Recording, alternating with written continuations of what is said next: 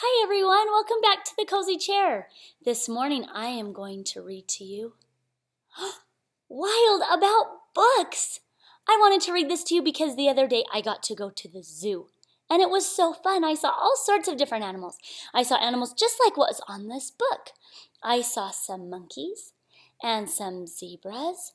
I saw a couple different kinds of bears. I saw grizzly bears and a polar bear.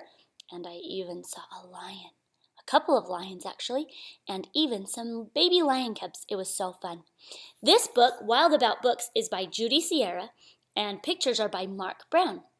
Today I'm going to be reading for Molly. Hello, Molly!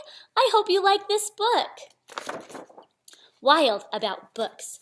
See, here's a bookmobile. Do you know what a bookmobile is? A bookmobile is like a library that travels around. Isn't that pretty fun? Well, let's see what happens to this bookmobile. It started the summer of 2002 when the Springfield librarian Molly McGrew, by mistake, drove her bookmobile into the zoo. Molly opened the door and let down the stair, turned on the computer, and sat in her chair. At first, all the animals watched from a distance, but Molly could conquer the strongest resistance.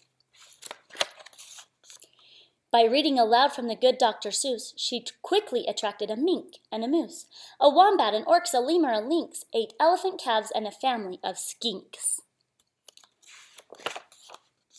In a flash, every beast in the zoo was stampeding to learn all about this new something called reading. See, here they come. When they all run at the same time, that's a stampede.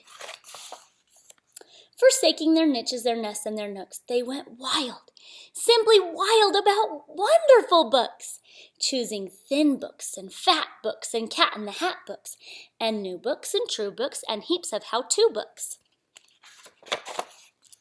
Giraffes wanted tall books, while crickets craved small books, while geckos could only read stick-to-the-wall books. The pandas demanded more books in Chinese. Molly filled their request, always eager to please. She even found waterproof books for the otter, who never went swimming without Harry Potter. Raccoons read alone, and baboons read in bunches, and llamas read dramas while eating their lunches. Hyenas shared jokes with the red-bellied snakes, and they howled and they hissed till their funny bones ached. A tree kangaroo who adored Nancy Drew began solving mysteries right there at the zoo, such as, why are the Bandicot's books overdue? Gently Molly taught lessons in treating books right, for the boa constrictor squeezed Crichter too tight. Baby bunnies mucked up Goodnight Moon with their paws. Giant termites devoured the Wizard of Oz. And Bear's love of books was completely outrageous. They licked all the pictures right off of their pages. Tasmanian devils found books so exciting that soon they gave up fighting for writing. They made up adventures so thrilling and new that the others decided to be authors too. Pythons wrote with their tails, penguins wrote with their bills, and porcupines wrote with their very own quills. At the new insect zoo, bugs were scribbling haiku. The scorpion gave each a stinging review. As the cheetah's new novel began to take shape, he read chapters each night to the Barbary ape, and although the gazelle couldn't spell very well, like everyone else, she had stories to tell. Imagine the hippo's enormous surprise when her memoir was given the Zulitzer Prize.